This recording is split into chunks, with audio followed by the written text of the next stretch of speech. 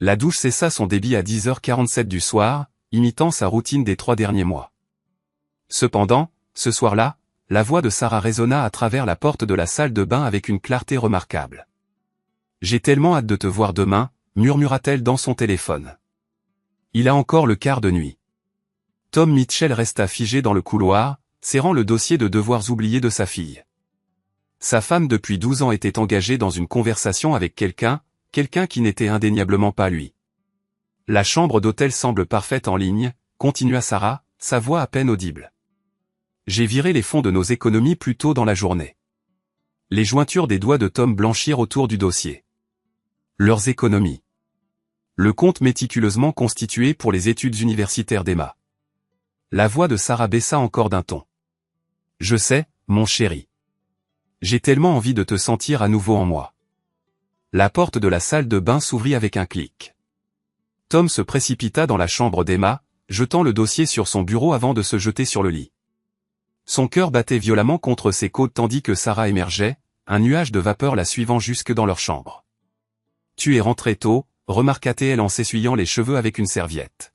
« J'ai terminé l'installation Johnson plus tôt que prévu. » Tom garda un ton stable. Après 15 ans en tant que technicien en chauffage, ventilation et climatisation, il avait maîtrisé l'art de contrôler ses réactions face à des clients difficiles. Maintenant, il appliquait cette même compétence à sa femme adultère. Sarah se glissa dans le lit sans lui donner un baiser de bonne nuit, une autre nouveauté récente.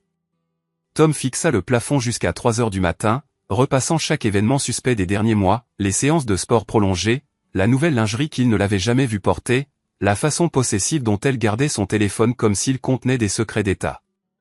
Au lever du jour, il prit une décision. L'employé de Best Buy ne devait pas avoir plus de 19 ans. Son badge l'identifiait comme Kyle, et il parlait avec la ferveur de quelqu'un qui venait de découvrir le feu. « Ouais, mec.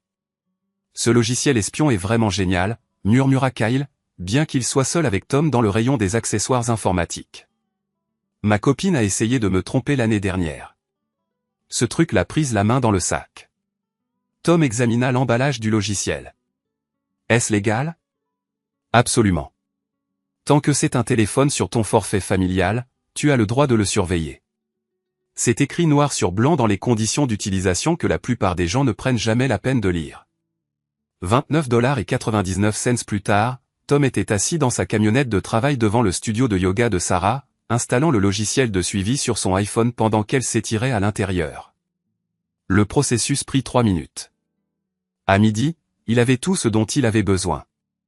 L'historique des SMS de Sarah brossait un tableau saisissant. L'autre homme s'appelait Derek Paulson, 34 ans, propriétaire du Paulson Fitness Studio de l'autre côté de la ville. Leur liaison durait depuis 4 mois. Ils avaient eu des relations sexuelles dans son bureau, dans sa voiture et à 2 reprises dans des motels bon marché le long de l'autoroute. Mais demain, ce serait différent.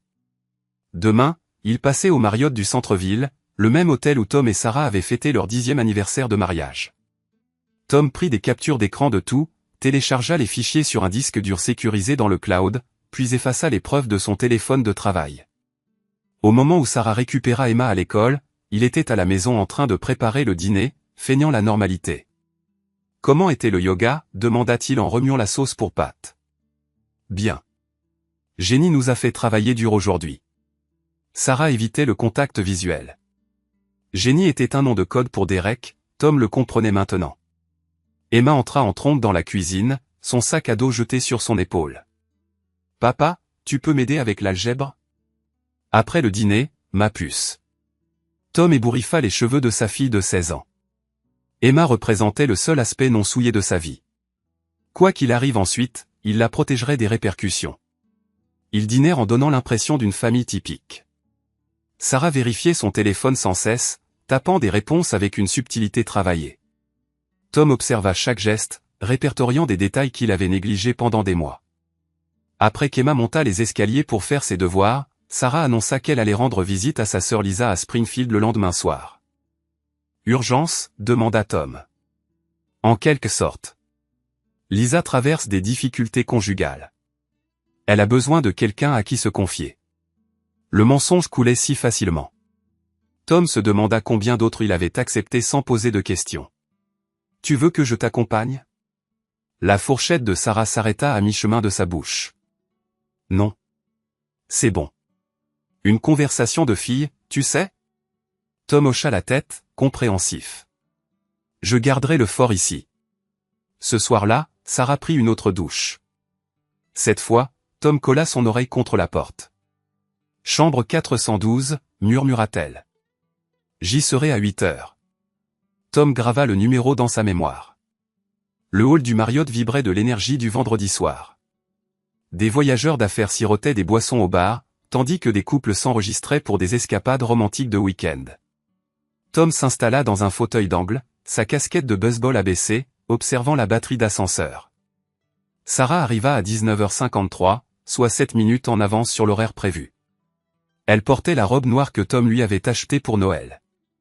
Celle dont elle avait affirmé qu'elle la faisait paraître obèse. Apparemment, elle semblait acceptable lorsque Derek était le public visé.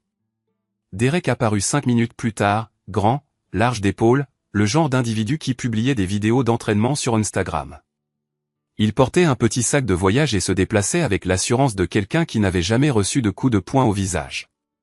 Ils s'embrassèrent près des ascenseurs, leurs mains explorant comme des adolescents. La mâchoire de Tom se crispa lorsque la paume de Derek glissa vers le bas pour caresser les fesses de Sarah. Les portes de l'ascenseur se refermèrent. Tom attendit 60 secondes, puis s'approcha de la réception. « Excusez-moi, dit-il à la réceptionniste. Ma femme vient de s'enregistrer, mais a oublié de me communiquer le numéro de chambre. » Sarah Mitchell? La jeune femme tapota sur son ordinateur. « Je suis désolé, monsieur. Je ne vois pas de Sarah Mitchell. Peut-être qu'elle a utilisé son nom de jeune fille. Sarah Kemp. Encore quelques frappes. Rien non plus sous Kemp. » Tom la remercia et se retira. Bien sûr, il n'avait pas utilisé de vrai nom. Il activa le tracker téléphonique, observant le point représentant la position de Sarah se stabiliser au 4e étage, chambre 412, précisément comme elle l'avait murmuré. L'escalier de secours de l'hôtel était accessible depuis le parking. Tom monta jusqu'au 4e étage, débouchant dans un couloir moquetté qui sentait les produits de nettoyage industriel. Il localisa la chambre 412 et colla son oreille à la porte. De doux gémissements filtraient à travers le bois. La voix de Sarah, haletante de plaisir, un son qu'elle n'avait jamais manifesté à Tom en toutes ses années de mariage. Tom essaya la poignée de porte, verrouillée, naturellement, mais le passe-partout d'entretien qu'il avait emprunté à la boîte à outils de la propriété Mitchell fonctionna parfaitement. Les avantages d'avoir effectué des travaux de chauffage, ventilation et climatisation pour la moitié des hôtels de la ville. La serrure se déverrouilla avec un léger clic. Tom entrebâilla la porte. La pièce était sombre, à l'exception de la lumière provenant de la salle de bain. Sarah et Derek étaient sur le lit, complètement absorbés l'un par l'autre. Derek se déplaçait au-dessus d'elle avec un rythme exercé, tandis que Sarah griffait son dos. Tom referma la porte et localisa le tableau électrique mural. Il avait installé des systèmes similaires une centaine de fois. Le disjoncteur principal était clairement étiqueté. La pièce plongea dans l'obscurité. Sarah haleta. Derek jura. « Qu'est-ce que c'est que ça ?» Derek roula à côté d'elle, tâtonnant pour trouver la lampe de chevet. Tom entra dans la pièce. « Ne vous donnez pas la peine. Ça ne marchera pas. » Le cri de Sarah perça l'obscurité. Tom alluma la lampe de poche de son téléphone, illuminant leur corps dévêtus et enchevêtrés. « Bonjour, chérie, dit-il calmement. Tu t'amuses bien ? » Derek se précipita hors du lit, cherchant ses vêtements. Tom fut plus rapide. Son premier coup de poing atteignit le plexus solaire de Derek, le pliant en deux. Le second lui brisa le nez avec un craquement humide. « Arrête !» Sarah se jeta en avant, toujours sans vêtements, tentant de protéger Derek. Le revers de main de Tom la fit s'étaler. Sa tête heurta le coin de la table de chevet avec un bruit sourd et inquiétant. Derek, un liquide rouge coulant sur son visage, lança un coup de poing sauvage. Tom esquiva et enfonça son genou dans les côtes de Derek. Quelque chose se brisa. Derek s'effondra sur le tapis, haletant. Tom le saisit à la gorge et le tira vers le haut. « Regarde-moi » siffla Tom. Les yeux de Derek étaient grands ouverts, remplis de terreur et de douleur. « Tu aimes coucher avec les femmes des autres ?» Derek tenta de parler, mais ne parvint qu'à gargouiller. La prise de Tom se resserra. Ma femme, mon lit, mon argent, ma vie que tu souilles depuis 4 mois. La voix de Tom resta parfaitement calme. As-tu pensé à moi quand tu étais à l'intérieur d'elle? Derek secoua frénétiquement la tête. Tom serra plus fort. Mauvaise réponse. Il maintint la prise d'étranglement jusqu'à ce que les yeux de Derek se révulsent, puis le relâcha. Derek s'effondra, inconscient mais respirant. Tom se tourna vers Sarah. Elle gisait immobile près de la table de chevet, du rouge s'accumulant sous sa tête. Pendant un instant, la panique éclata dans sa poitrine, puis il s'agenouilla et vérifia son pouls, fort et régulier. La blessure à la tête semblait pire qu'elle ne l'était. Il ramassa leurs vêtements, les jeta dans la salle de bain et ouvrit la douche à pleine puissance. La vapeur commença à embuer le miroir, puis il quitta la pièce, la verrouillant derrière lui. L'appel arriva à 23h47, alors que Tom aidait Emma avec ses devoirs d'algèbre. Monsieur Mitchell, ici le docteur Patel de l'hôpital Saint-Marie. Votre femme a été admise pour une blessure à la tête. La performance de Tom était digne d'un Oscar. Choc, inquiétude, questions désespérées concernant l'état de Sarah. Emma attrapa son bras, ses yeux grands ouverts de peur. Nous arrivons tout de suite, dit Tom, attrapant déjà ses clés. Sarah était réveillée mais groggy lorsqu'ils arrivèrent. Un bandage recouvrait le côté gauche de sa tête, et sa jambe droite était enfermée dans une attelle complexe. Que s'est-il passé? Demanda Tom, prenant sa main. Les yeux de Sarah étaient vagues, ses pupilles dilatées par les antidouleurs. Je ne me souviens pas. J'étais chez Lisa, et puis plus rien. Le médecin traitant, le docteur Chen, expliqua la situation dans le couloir. Grave commotion cérébrale, possible perte de mémoire à court terme. La blessure à la jambe est plus inquiétante. Atteinte des nerfs rachidiens. Elle ne remarchera peut-être jamais normalement. Tom absorba ces informations avec la gravité de circonstance. Va-t-elle se rétablir? Difficile à dire. Les lésions cérébrales sont imprévisibles. Sa mémoire des événements récents pourrait ne jamais revenir. Parfait. Emma tenait la main de Sarah pendant que Tom parlait avec le policier qui était intervenu sur les lieux. Selon la sécurité de l'hôtel, Sarah avait été retrouvée inconsciente dans la cage d'escalier par une femme de chambre. Son sac à main avait disparu, ce qui suggérait une agression qui avait mal tourné. Y a-t-il des témoins? Demanda Tom. L'agent William secoua la tête. Les caméras de l'hôtel la montrent entrant seule dans le bâtiment vers 8 heures du soir. Rien après cela jusqu'à ce que la femme de chambre la trouve 2 heures plus tard. Qu'en est-il de son accompagnateur? Williams consulta son bloc-notes, demandant « Quel homme ?» Tom, cependant, insuffla de l'incertitude dans son ton, affirmant qu'elle rendait visite à sa sœur, Lisa. « Peut-être ai-je mal compris, offrit-il. Williams le rassura, nous allons enquêter. 3 jours plus tard, Sarah rentra chez elle en fauteuil roulant, affirmant qu'elle s'était rendue à Springfield pour réconforter Lisa pendant un divorce difficile. Son récit contenait des incohérences, mais sa mémoire était si fragmentée que même elle semblait y croire. Tom joua à la perfection le rôle du mari dévoué. Il prit un congé de son travail pour s'occuper d'elle, l'aida dans sa kinésithérapie, et ne fit jamais la moindre allusion à la liaison. La culpabilité de Sarah se manifesta par de la dépression et un repli sur elle-même, ce que tout le monde attribua à son traumatisme. Simultanément, Tom commença à enquêter sur Derek Paulson. Le propriétaire de la salle de sport résidait seul dans un loft branché du centre-ville. Jamais marié, sans enfant et avec des parents décédés, son entreprise, malgré son apparence haut de gamme, était en difficulté financière. Derek avait obtenu plusieurs prêts, utilisant l'équipement de la salle de sport comme garantie. Plus grave encore, Derek avait disparu.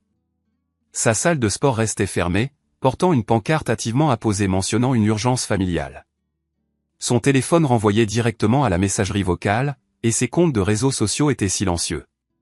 Tom souriait chaque fois que Sarah lui demandait si la police avait découvert des pistes concernant son agresseur. 15 jours après l'incident à l'hôtel, Tom lança sa première action contre les joueurs périphériques. Jessica Wright était la plus proche confidente de Sarah depuis l'université. Elle avait couvert Sarah lors de plusieurs soirées entre filles qui étaient, en réalité, des rendez-vous avec Derek. Plus incriminant encore, elle avait aidé Sarah à ouvrir une carte de crédit clandestine pour les dépenses liées à la liaison. Tom localisa Jessica dans son repère habituel du jeudi soir, le Murphy's Bar sur la Fifth Street. Elle était assise seule au bar, faisant défiler son téléphone. « Puis-je vous offrir un verre ?» demanda Tom, en s'asseyant sur le tabouret adjacent. Jessica sursauta. « Tom, que fais-tu ici ?» demanda-t-elle. « J'avais besoin de sortir de la maison pendant quelques heures. Sarah a été. » Il fit un geste vague. « Tu sais ?» Jessica hocha la tête avec sympathie. « La blessure l'a vraiment changé plus que tu ne le crois. » Tom fit signe au barman. 2 whisky, double dose. Ils burent dans un silence confortable jusqu'à ce que la langue de Jessica se délie. « Je me sens tellement coupable », finit-elle par avouer. « Si je n'avais pas annulé nos plans ce soir-là, peut-être ?» L'expression de Tom resta neutre. « Quel plan ?» Les yeux de Jessica s'écarquillèrent. « Oh, je supposais. Enfin, nous étions censés dîner ensemble, mais je suis tombé malade à la dernière minute. Sarah a dit qu'elle rendait visite à Lisa. » « Oui, Lisa, bien sûr. » Jessica vida son whisky trop vite. « Je dois me tromper. » Tom se pencha plus près. « Jessica, y a-t-il quelque chose que tu dois me dire ?» Pendant un instant, il pensa qu'elle allait craquer, mais elle força un sourire. « Non, rien. Juste inquiète pour Sarah, c'est tout. » Tom hocha la tête et commanda une autre tournée. Ils conversèrent sur les devoirs d'Emma et son travail jusqu'à ce que Jessica s'excuse pour aller aux toilettes. C'est alors que Tom glissa la clé USB dans son sac à main. Le dispositif contenait un logiciel malveillant sophistiqué qu'il avait acquis sur le dark web pour 2 cents $. Une fois que le téléphone de Jessica se connecterait à son Wi-Fi domestique, le programme s'installerait automatiquement et commencerait à collecter des données. Dans les 24 heures, Tom avait accès à tous les SMS, emails et photos sur l'appareil de Jessica. La conspiration de la liaison était encore plus étendue qu'il ne l'avait imaginé. Jessica n'avait pas seulement couvert Sarah. Elle avait activement encouragé la relation, décrivant Tom comme émotionnellement indisponible et Derek comme précisément ce dont Sarah avait besoin. Elle avait aidé à planifier la logistique, à réserver des chambres d'hôtel et même à prêter de l'argent à Sarah pour de la nouvelle lingerie. Le pire de tout, c'est qu'elle avait tout documenté, des photos de Sarah essayant des tenues suggestives, des captures d'écran de textos romantiques échangés entre Sarah et Derek, et même des enregistrements audio de Sarah décrivant leurs ébats sexuels dans les moindres détails. Jessica constituait des archives, que ce soit à des fins de chantage ou simplement pour des sensations fortes par procuration, Tom ne pouvait le discerner, mais cela devait cesser. Il consacra le week-end à étudier la vie numérique de Jessica. Son historique de navigation révéla plusieurs secrets compromettants, une obsession pour les analgésiques sur ordonnance, une fraude fiscale dans son cabinet comptable et une liaison en cours avec son supérieur hiérarchique marié. Les analgésiques étaient la clé. Jessica possédait plusieurs ordonnances de différents médecins, un signe classique de collection d'ordonnances. Plus important encore, elle vendait des pilules excédentaires à des étudiants via des applications de messagerie cryptée. Tom avait tout ce dont il avait besoin. La confrontation eut lieu un mardi après-midi. Tom arriva sans prévenir au bureau de Jessica, muni d'une enveloppe Kraft. « Il faut qu'on parle », déclara-t-il en s'installant sur la chaise en face de son bureau. Jessica leva les yeux de son ordinateur. « Tom, qu'est-ce qui ne va pas ?»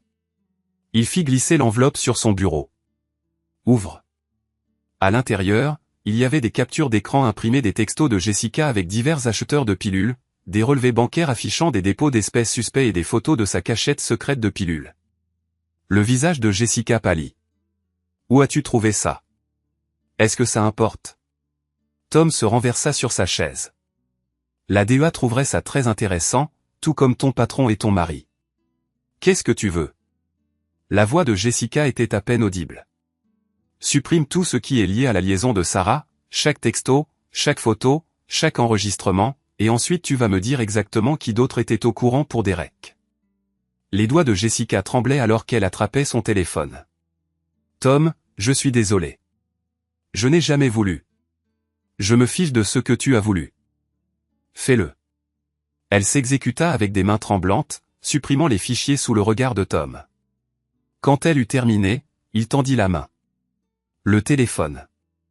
Jessica le lui tendit. Tom fit défiler son dossier d'éléments récemment supprimés, effaçant définitivement tout. Puis il ouvrit sa sauvegarde sur le cloud et répéta le processus. Qui d'autre, demanda-t-il en rendant le téléphone.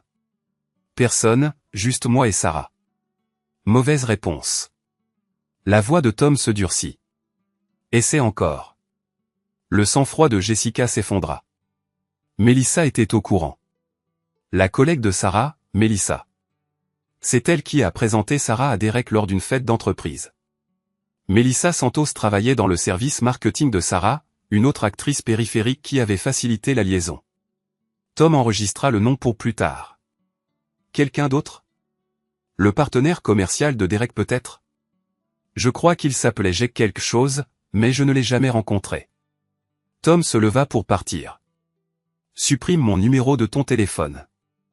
Ne contacte plus jamais Sarah. Si je découvre que tu as parlé à qui que ce soit de cette conversation, ces photos iront à la police. Jessica hocha frénétiquement la tête. Tom, s'il te plaît, je voulais simplement aider Sarah à être heureuse. En détruisant notre mariage? Tu ne comprends pas. Sarah était malheureuse. Elle se sentait piégée, ignorée. Derek lui a permis de se sentir à nouveau vivante. Tom s'arrêta à la porte. Et comment ça a fini pour elle? Il laissa Jessica sangloter à son bureau. Ce soir-là, Tom fit asseoir Emma pour une conversation difficile. Ta mère a du mal depuis l'accident, commença-t-il prudemment. Les médecins disent que la dépression est normale après une lésion cérébrale, mais je crains qu'elle ne se fasse du mal. Les yeux d'Emma s'écarquillèrent. Qu'est-ce que tu veux dire? Elle dit des choses sur le fait qu'elle se sent inutile, comme si tout le monde serait mieux sans elle. Tom détestait manipuler sa fille, mais Emma devait lui rester loyale quand les choses empireraient. J'ai besoin que tu m'aides à la surveiller, d'accord? Si elle dit quoi que ce soit qui laisse entendre qu'elle veut en finir, tu me le dis immédiatement. Emma hocha solennellement la tête. Est-ce que maman va aller bien? Je l'espère, ma chérie, mais ce genre de blessure change les gens. Elle ne sera peut-être plus la maman dont tu te souviens. Au cours des semaines suivantes, Tom renforça ce récit chaque fois que le comportement de Sarah semblait inhabituel. Lorsque Sarah s'emporta contre Emma parce qu'elle avait laissé de la vaisselle dans l'évier, Tom expliqua qu'il s'agissait de lésions cérébrales affectant son contrôle des impulsions. Lorsque Sarah passait des journées entières au lit, Tom décrivait cela comme une dépression post-traumatique. Emma commença à considérer sa mère comme une marchandise endommagée tout en percevant Tom comme le parent stable et attentionné qui maintenait leur famille unie. La campagne d'isolement s'étendait au-delà de Jessica. Tom utilisa des tactiques similaires contre les autres amis de Sarah, empoisonnant progressivement ses relations sans que Sarah ne se rende compte de ce qui se passait. Il appelait les amis de Sarah avec des inquiétudes fabriquées de toutes pièces concernant son état mental, la décrivant comme paranoïaque et délirante. Quand il mentionnait inévitablement ses appels à Sarah, elle confrontait Tom, qui niait tout et suggérait que les amis mentaient pour semer la zizanie. En l'espace d'un mois, le réseau de soutien de Sarah s'était en grande partie évaporé. Ses amis avaient cessé de l'appeler, mal à l'aise face à la dynamique pesante que Tom avait créée. Sarah interprétait leur distance comme un rejet, ce qui accentuait sa dépression. Pendant ce temps, Tom entretenait son image de mari dévoué. Il lui préparait ses repas, la conduisait à ses séances de kinésithérapie et louait publiquement son courage face au traumatisme qu'elle avait subi. Aux yeux du monde extérieur, c'était un saint. Pour Sarah, il était la seule personne à encore se soucier d'elle. La dépendance psychologique était précisément ce que Tom avait prévu. La salle de sport de Derek a officiellement fermé ses portes en novembre, 3 mois après l'incident de l'hôtel. Le panneau à louer a été installé un mardi. Tom est passé devant en allant au travail, s'autorisant un petit sourire. Derek lui-même était devenu un fantôme. Aucune activité de carte de crédit, aucune publication sur les réseaux sociaux, aucun signal de téléphone portable, soit il avait fui l'État, soit il était décédé. Tom préférait la première option. Les morts ne peuvent pas souffrir. Cependant, la disparition de Derek posait problème. Sarah ne parvenait pas à faire son deuil de l'agression, car l'enquête policière était au point mort. Elle avait commencé à poser des questions gênantes sur cette nuit-là, tentant de reconstituer des fragments de souvenirs retrouvés. Tom avait besoin d'une diversion, de quelque chose pour détourner son attention et effacer ce qui restait de son image publique. Les images de vidéosurveillance de l'hôtel étaient facilement accessibles. Tom a simplement contacté le service informatique du Marriott, se faisant passer pour un représentant de la compagnie d'assurance de Sarah enquêtant sur sa demande d'indemnisation suite à l'agression. Un pot de vin de $20 à un agent de sécurité de nuit lui a permis d'obtenir une copie des fichiers pertinents. Les images étaient accablantes. Sarah entrait dans l'hôtel seule, son attitude exprimant de l'excitation plutôt que de l'appréhension. Elle rencontrait Derek dans le hall avec une affection indéniable, qui culminait en une étreinte passionnée près des ascenseurs. Tom a méticuleusement monté la vidéo, supprimant les horodatages et masquant sa propre présence tout en accentuant l'enthousiasme apparent de Sarah. La vidéo résultante dépeignait une femme attendant avec impatience un rendez-vous avec son amant, plutôt qu'une victime pénétrant sans le savoir dans une situation périlleuse. Par la suite, il a téléchargé la vidéo modifiée sur un compte YouTube anonyme, l'intitulant « Liaison secrète d'une femme mariée locale révélée », et a diffusé le lien sur tous les groupes Facebook locaux et forums communautaires qu'il a pu trouver. En quelques heures à peine, la vidéo est devenue virale. Le téléphone de Sarah a commencé à sonner sans arrêt à 6 heures du matin. Amis, collègues, voisins et même de parfaits inconnus l'ont contacté, tous faisant référence à la vidéo, certains offrant leur soutien tandis que d'autres exigeaient des explications. Tom a faim de découvrir la vidéo en naviguant nonchalamment sur Facebook pendant le petit déjeuner. Sa réaction était méticuleusement calculée, choc, blessure et désarroi. « Ce n'est pas possible », s'est-il exclamé, montrant l'écran à Emma. « Ta mère était chez tante Lisa ce soir-là. » Emma a examiné les images avec l'œil averti d'une adolescente férue de numérique. « C'est bien maman », a-t-elle déclaré. « Et ce type, qui est-ce » Sarah est apparue dans l'embrasure de la porte de la cuisine, se déplaçant avec précaution à l'aide de ses béquilles. Son visage était livide, reflétant la fatigue et les effets des médicaments. « De quoi tout le monde parle ? Mon téléphone n'arrête pas de sonner », a-t-elle demandé. Tom a tourné l'écran de l'ordinateur portable dans sa direction. « Quelqu'un a posté ça en ligne. Ils disent que c'est toi. » La contenance de Sarah s'est effondrée lorsqu'elle s'est reconnue avec Derek dans la vidéo. « Oh, mon Dieu », a-t-elle murmuré. La voix de Tom, soigneusement modulée, a demandé « Sarah, est-ce réel ?» Elle a ouvert la bouche pour répondre, puis a hésité, la refermant avant de la rouvrir. « Je ne me souviens pas », a-t-elle balbutié. « Tu ne te souviens pas d'avoir rencontré un autre homme dans un hôtel ?» Le ton de Tom s'est fait sensiblement plus vif. « Tu ne te souviens pas d'avoir menti à Emma et à moi sur l'endroit où tu étais ?» La blessure à la tête, Sarah a commencé à expliquer. « Ne mets pas ça sur le compte de la blessure », a rétorqué Tom, se levant brusquement et renversant involontairement sa tasse de café. « Cette vidéo date d'avant que tu ne te blesses. Regarde l'horodatage. » Emma observait l'échange dans un silence stupéfait. Sa mère, la femme qui lui avait constamment fait la leçon sur l'honnêteté et l'intégrité, menait apparemment une double vie. Le téléphone de Sarah a vibré une fois de plus. Cette fois, c'était son supérieur hiérarchique. L'agence de marketing maintenait une clause de moralité stricte dans ses contrats de travail, stipulant que toute conduite personnelle qui jetait une publicité négative sur l'entreprise était un motif de licenciement immédiat. À midi, Sarah avait été licenciée de son poste. Les médias locaux ont repris l'histoire ce soir-là, non pas parce que l'infidélité était particulièrement digne d'intérêt, mais parce que l'affirmation de Sarah selon laquelle elle avait été agressée était désormais soumise à un examen minutieux. Si elle avait inventé la raison de sa présence à l'hôtel, quels autres aspects de son récit étaient faux? Le détective Williams l'a contacté ce soir-là. « Monsieur Mitchell, il nous faut aborder certaines incohérences dans votre déposition », déclara-t-il. Sarah était assise dans le salon, entourée des vestiges de sa vie brisée, tentant de raconter une nuit dont elle ne se souvenait que partiellement à un agent de police qui ne croyait plus à son récit. Tom serrait la main d'Emma, adoptant le rôle du mari dévasté, soutenant son épouse mentalement instable.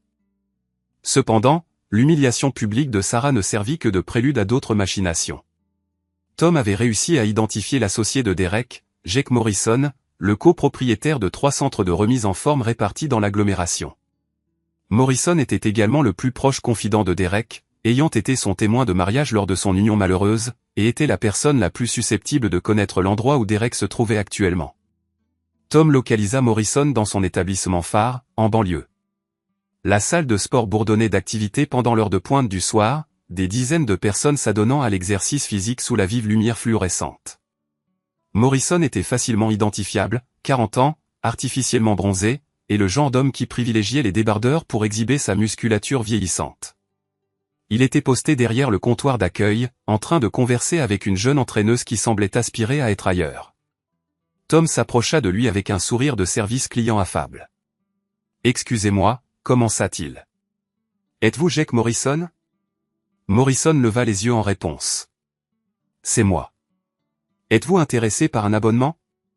En fait, je cherche Derek Paulson, répondit Tom. Quelqu'un a mentionné que vous étiez associé. L'expression de Morrison changea subtilement.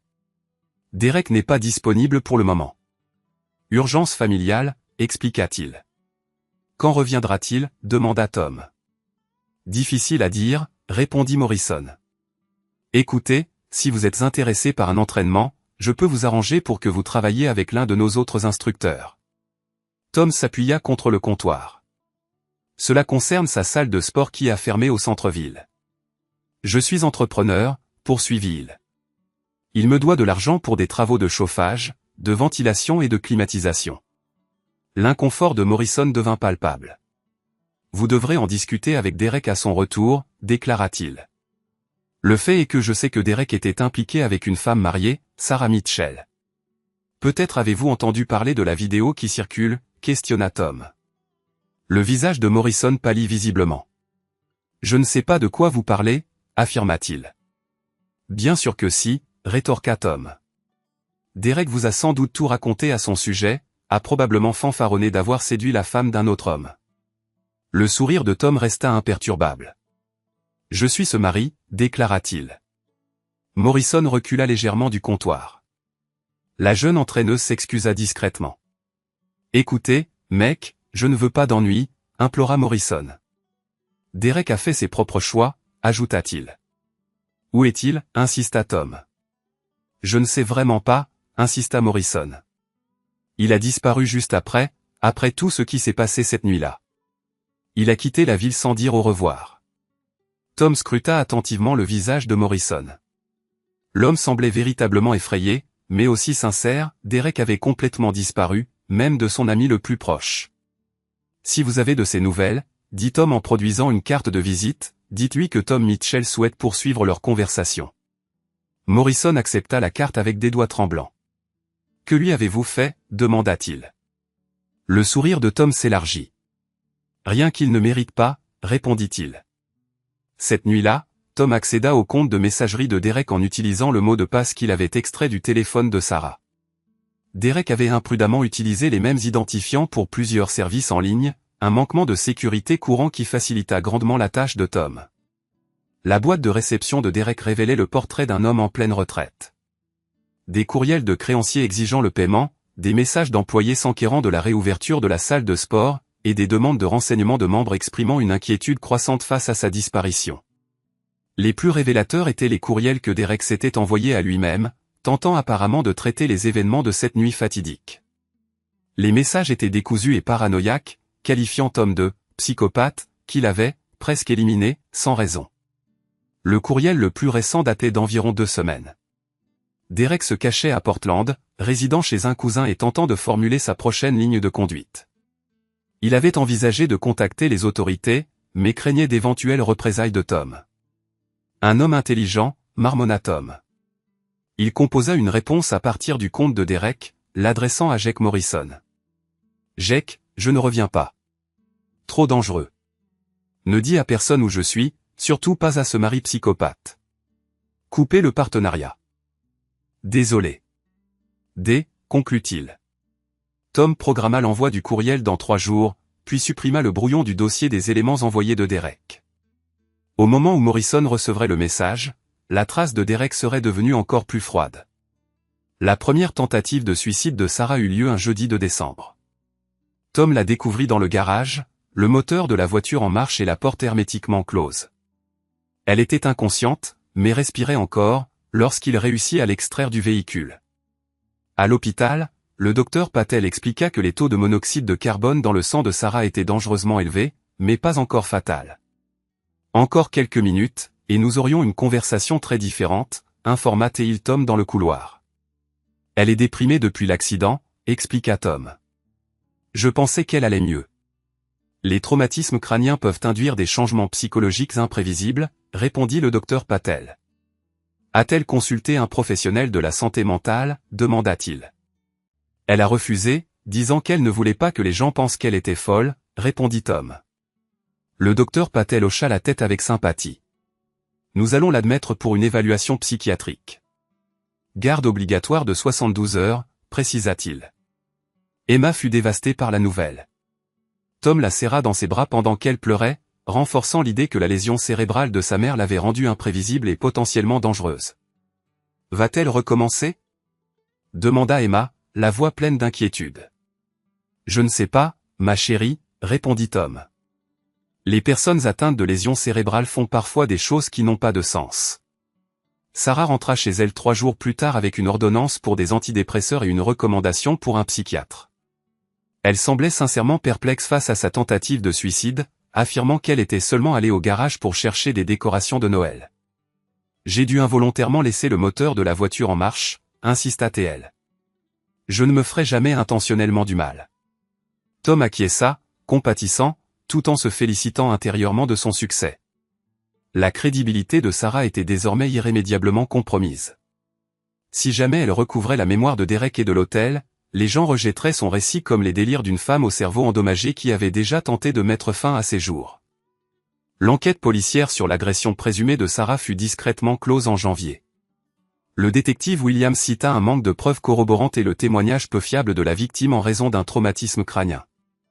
Cependant, la campagne de vengeance de Tom était loin d'être achevée. En février, il appela anonymement le bureau du procureur général de l'État, signalant une suspicion de fraude à l'assurance. Sarah avait déposé une demande d'indemnité d'invalidité en raison des blessures qu'elle avait subies lors de la prétendue agression. Maintenant que la véracité de son histoire d'agression était remise en question, les versements d'assurance semblaient frauduleux. L'enquête prendrait probablement des mois, mais l'issue était pratiquement certaine. Sarah serait contrainte de rembourser des milliers de dollars d'indemnités qu'elle avait perçues, en plus d'encourir des amendes et des frais de justice. Les difficultés financières qui en résulteraient ruineraient ce qui restait de sa stabilité. Tom commença également à cibler Melissa Santos, l'ancienne collègue de Sarah qui lui avait présenté Derek. Melissa était toujours employée dans l'agence de marketing, ayant réussi à éviter le scandale qui avait détruit la carrière de Sarah. Tom fit des recherches sur le passé de Melissa et découvrit qu'elle avait falsifié son curriculum vitae en affirmant posséder un diplôme universitaire. L'agence de marketing exigeait des licences pour tous les postes professionnels. Si son manque de formation officielle était révélé, elle serait immédiatement licenciée. Plus important encore, Melissa était la mère d'une fille de 7 ans ayant des besoins spéciaux. Les frais médicaux de l'enfant étaient considérables, en partie couverts par l'assurance maladie fournie par l'employeur de Melissa. Perdre son emploi serait un coup catastrophique pour sa famille. Tom rédigea une lettre anonyme au service des ressources humaines de Melissa, détaillant sa fraude en matière d'éducation et fournissant des documents justificatifs. Il s'arrangea pour que l'envoi ait lieu en mars, se laissant ainsi suffisamment de temps pour tirer le meilleur parti des informations sensibles qu'il possédait. Parallèlement, le bien-être psychologique de Sarah continuait sa spirale descendante. Bien que les antidépresseurs lui apportent un certain répit face à ses idées suicidaires, ils se révélaient insuffisants pour traiter le traumatisme profond découlant de la perte de son emploi, de son cercle social et de sa position professionnelle. Elle restait confinée à son lit la plupart du temps, ne s'aventurant à l'extérieur que pour des séances de physiothérapie et des consultations médicales programmées. De plus en plus, Emma recherchait le réconfort et le soutien émotionnel auprès de Tom, percevant sa mère davantage comme un fardeau que comme une figure maternelle. Tom encourageait activement cette dynamique, couvrant Emma d'éloges pour sa maturité et sa compréhension perçue, tout en qualifiant le comportement de Sarah d'égoïste et de recherche d'attention. « Ta maman ne va pas bien », confiait-il à Emma, mais cela ne lui donne pas le droit de faire de nos vies un enfer. Emma, à son tour, hochait la tête en signe d'accord, intériorisant la leçon implicite selon laquelle l'angoisse de sa mère avait moins d'importance que leur propre confort. Lorsque le printemps arriva, Sarah se retrouva complètement isolée. Ses connaissances l'avaient abandonnée, sa vie professionnelle était en ruine, et même sa propre fille la regardait avec un mélange de pitié et de ressentiment. Elle existait dans un monde clos de dépression et de désarroi, entièrement dépendante de Tom pour ses besoins élémentaires, une situation qui rendait ses actions ultérieures d'autant plus inattendues. Tom rentra du travail un mardi d'avril et découvrit Sarah assise à la table de la cuisine, un ordinateur portable ouvert devant elle. Elle leva les yeux lorsqu'il entra dans la pièce et, pour la première fois depuis des mois, son regard sembla vif et résolu. « Il faut qu'on parle », déclara-t-elle. Tom posa immédiatement sa boîte à outils, ses sens en alerte. « De quoi ? Sarah répondit en faisant pivoter l'écran de l'ordinateur portable dans sa direction. Il affichait le profil LinkedIn de Derek, qui avait été récemment mis à jour. Derek résidait désormais à Seattle, où il travaillait comme entraîneur personnel dans une salle de sport branchée. J'ai mené quelques recherches, révéla Sarah, sur cette nuit-là, sur les événements qui se sont réellement produits. L'expression de Tom resta impassible. Sarah, nous avons déjà exploré ce terrain, rétorqua-t-il.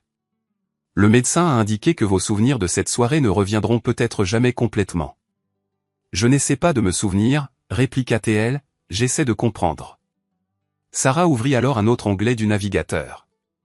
Derek a disparu immédiatement après mon agression. Ne trouves-tu pas cela étrange, demanda-t-elle. Peut-être qu'il se sentait coupable de cette liaison et a fui la ville, ou peut-être que c'est lui qui m'a fait du mal. La voix de Sarah devint de plus en plus assurée tandis qu'elle continuait, peut-être qu'il m'a attaqué quand j'ai essayé de mettre fin à notre relation. Tom faillit éclater de rire. Sarah inventait un récit entièrement fictif qui attribuait à Derek le rôle de l'antagoniste. C'était, selon lui, parfait. C'est une possibilité, concéda-t-il prudemment. Quelles sont tes intentions ? Je veux le confronter, déclara-t-elle, obtenir des réponses sur les événements de cette nuit-là. Cette évolution prit Tom au dépourvu. Il avait besoin de temps pour réfléchir. Sarah, confronter Derek pourrait être dangereux, surtout s'il a l'intention de te faire du mal. Je ferai cette confrontation par appel vidéo, l'assura-t-elle, dans un lieu public, pour assurer ma sécurité. Tom acquiesça lentement. Très bien. Cependant, j'insiste pour être présent pendant l'appel. Sarah hésita un instant. Je pense que cela devrait rester une affaire privée, uniquement entre lui et moi. Absolument pas, pas après tout ce qu'il t'a fait subir. Je refuse de te laisser l'affronter seul. Ils trouvèrent un compromis. Sarah prendrait contact avec Derek et organiserait une visioconférence, mais Tom serait présent pour la soutenir. Bien que ce ne soit pas l'idéal, Tom pensait pouvoir manipuler la situation à son avantage. À l'insu de Sarah, Tom surveillait assidûment son activité de navigation sur Internet grâce au logiciel espion qu'il avait subrepticement installé sur son téléphone portable. Il avait observé ses recherches minutieuses sur la nouvelle vie de Derek, lu les courriels hésitants qu'elle avait écrits mais s'était finalement abstenu d'envoyer, et constaté sa détermination croissante à découvrir la vérité. Il possédait également des informations qui restaient cachées à Sarah. Derek n'était plus à Seattle. 2 semaines auparavant, Tom avait envoyé un courriel à Derek, se faisant passer pour Sarah et utilisant ses véritables identifiants de connexion. Le message avait été soigneusement rédigé pour ressembler à la correspondance d'une femme aux prises avec des expériences traumatisantes. Derek, je sais que c'est inattendu, mais j'ai besoin de discuter avec toi des événements de cette soirée à l'hôtel. Ma mémoire est fragmentée, et cela me cause une immense détresse. Je n'essaie pas de créer des complications. J'ai simplement besoin de réponses pour faciliter mon processus de guérison, s'il te plaît. La réponse de Derek avait été immédiate et chargée d'anxiété. Il nourrissait des craintes profondes que Sarah ne collabore avec Tom pour le piéger. En l'espace de 48 heures, il avait démissionné de son poste à Seattle et avait disparu une fois de plus. Maintenant, Derek avait effectivement disparu de la circulation, trop consumé par la paranoïa pour maintenir la moindre présence numérique. La confrontation prévue par Sarah ne se matérialiserait jamais, la laissant avec une multitude de questions sans réponse et un profond sentiment de frustration. Tom ressentit presque une pointe de sympathie pour sa situation. Presque. Le tournant décisif se produisit en juin, lorsque Jessica commit sa fatale erreur. Tom surveillait les communications de Jessica depuis leur confrontation sur son lieu de travail. Elle avait respecté leur accord pendant plusieurs mois, s'abstenant de contacter Sarah et gardant un silence complet sur leur liaison.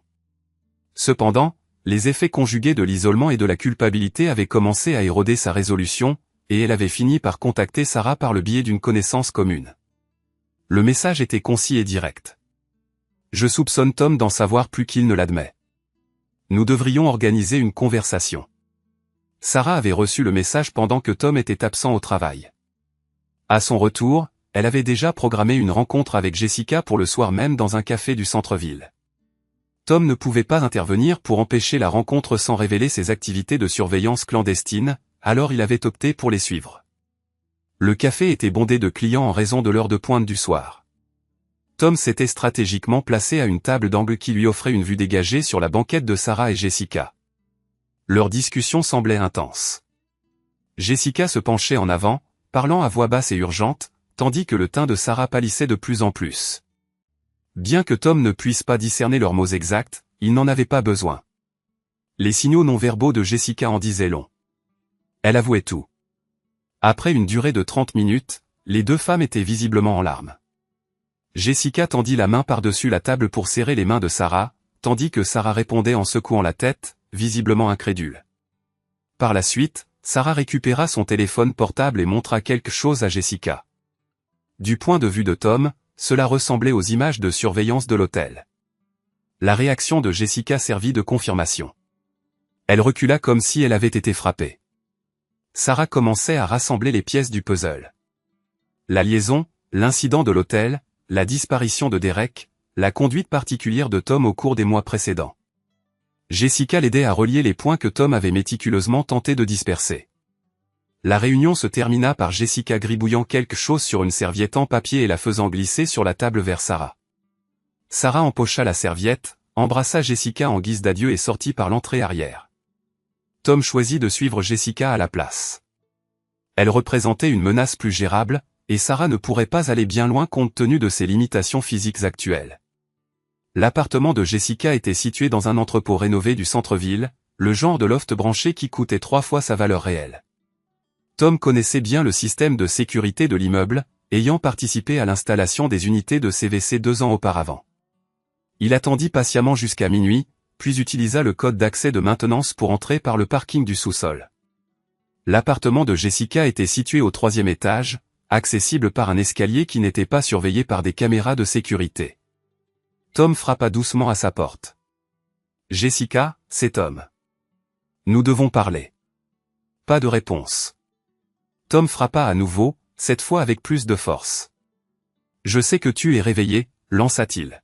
« Je t'ai vu quitter le café. Je sais ce que tu as révélé à Sarah. » La porte s'ouvrit légèrement, révélant le visage appréhensif de Jessica qui regardait derrière la chaîne de sécurité. « Tom, s'il te plaît, laissez-nous tranquilles. Permets-moi d'entrer, Jessica. Nous pouvons régler cette affaire. » « Non. Je contacte les autorités. » Tom soupira audiblement et sortit un petit pied de biche de sa veste. « Non, tu ne le feras pas. » Avec un minimum d'effort, la chaîne de sécurité céda. Jessica recula en titubant alors que Tom entrait dans l'appartement, refermant la porte fermement derrière lui. « Assieds-toi, » ordonna-t-il calmement. « Nous devons avoir une discussion honnête. » Jessica se retira vers son coin cuisine, son regard se portant nerveusement vers le bloc de couteaux positionné sur le comptoir. Tom secoua la tête en signe de désapprobation. « Ne complique pas les choses inutilement. »« Que désires-tu » La voix de Jessica tremblait. « Je veux savoir précisément ce que tu as révélé à Sarah ce soir. » « Rien. Nous avons évoqué le passé. » Tom sortit son téléphone portable et afficha une photo de sa réserve de médicaments sur ordonnance. « Je continue de posséder toutes les preuves d'avant. Un simple appel téléphonique à la Drug Enforcement Administration, et tu seras confronté à des accusations fédérales pour trafic de stupéfiants illicites. » Les épaules de Jessica s'affaissèrent en signe de défaite. « J'ai divulgué la vérité concernant la liaison, concernant ma complicité dans la dissimulation, concernant ce dont j'ai été témoin cette nuit-là à l'hôtel. » « De quoi as-tu été témoin ? » ?»« J'étais présente, d'accord ? Je vous ai suivi. Je vous ai vu entrer dans la chambre de Derek. J'ai entendu Sarah crier. » Jessica essuya les larmes qui coulaient sur ses joues. « J'avais peur de m'impliquer, alors je suis partie. Mais j'aurais dû appeler à l'aide. J'aurais dû prendre une forme d'action quelconque. » Cette évolution était bien plus préjudiciable que Tom ne l'avait anticipé. Jessica était, en fait, un véritable témoin de l'agression à l'hôtel. Son témoignage pourrait potentiellement le détruire. Sarah a-t-elle désormais un souvenir de ces événements ? Une partie. Les pièces du puzzle se mettent progressivement en place. Tom hocha la tête pensivement. Quelles informations contenait la serviette que vous lui avez fournie ? Jessica hésita un instant. L'adresse actuelle de Derek à Portland. Le masque de calme de Tom se fissura légèrement. Vous connaissez la localisation de Derek ? Nous sommes restés en contact après son départ. Je me sentais responsable des événements qui lui étaient arrivés. Jessica se redressa. Sarah a l'intention de le contacter demain. Il prévoit de signaler conjointement l'incident aux autorités. Tom assimila cette information. Sarah et Derek, unis contre lui, avec Jessica servant de témoin corroborant. La toile complexe de mensonges et de manipulations qu'il avait méticuleusement tissée au cours de l'année précédente était sur le point de se défaire imminemment, à moins qu'il n'intervienne de manière décisive. Jessica, dit-il doucement, vous avez commis une grave erreur. Elle ouvrit la bouche pour répondre, mais Tom était déjà en mouvement. Ses mains se refermèrent autour de sa gorge avant qu'elle ne puisse émettre un cri. Jessica se débattit vaillamment, griffant son visage et donnant des coups de pied dans ses jambes, mais Tom possédait une force supérieure et l'élément de surprise.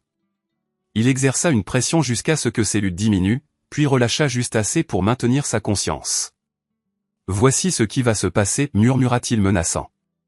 Vous allez contacter Sarah et lui dire que vous vous êtes trompé.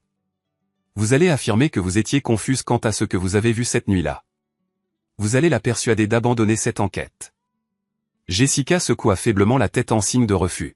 « Je refuse. » La prise de Tom se resserra une fois de plus.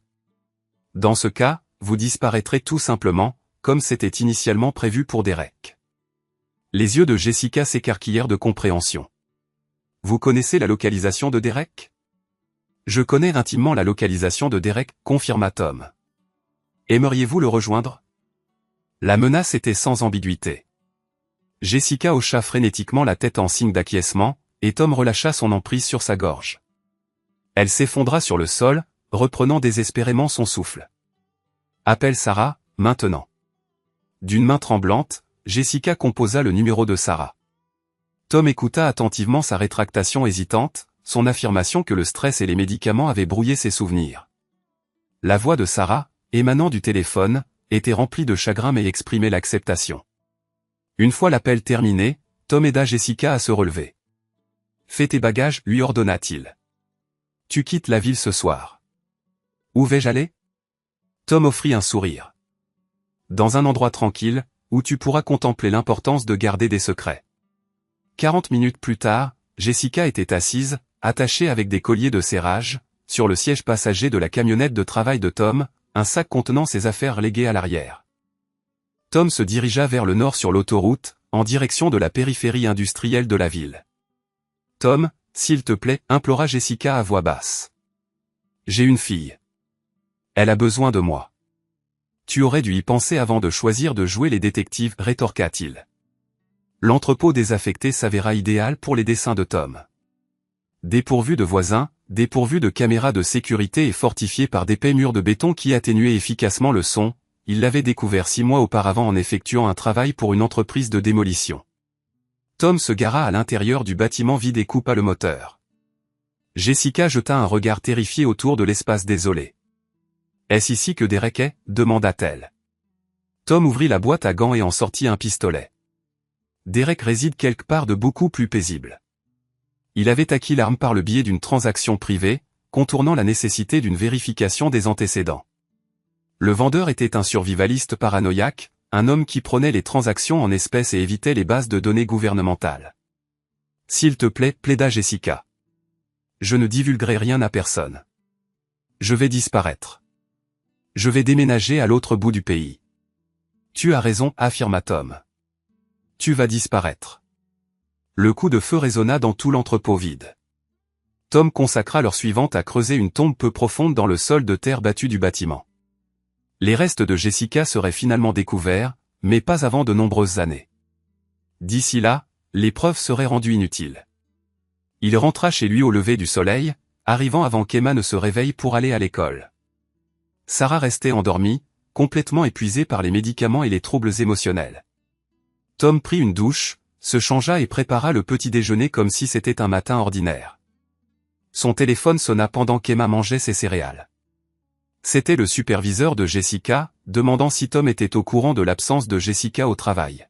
« C'est étrange, répondit Tom, feignant une inquiétude appropriée. Elle semblait parfaitement bien hier. Peut-être qu'elle ne se sent pas bien. Le rapport de personnes disparues serait déposé dans quelques jours. La police enquêterait sur la disparition de Jessica avec le même manque d'enthousiasme dont elle avait fait preuve lors de l'affaire Derek, ne menant à aucune piste concrète. Cependant, les tribulations de Tom étaient loin d'être terminées. La conversation de Sarah avec Jessica avait semé des graines de suspicion qui continueraient de croître. Même la rétractation de Jessica ne parviendrait pas à éradiquer complètement les doutes persistants de Sarah. Tom avait besoin d'une solution plus durable.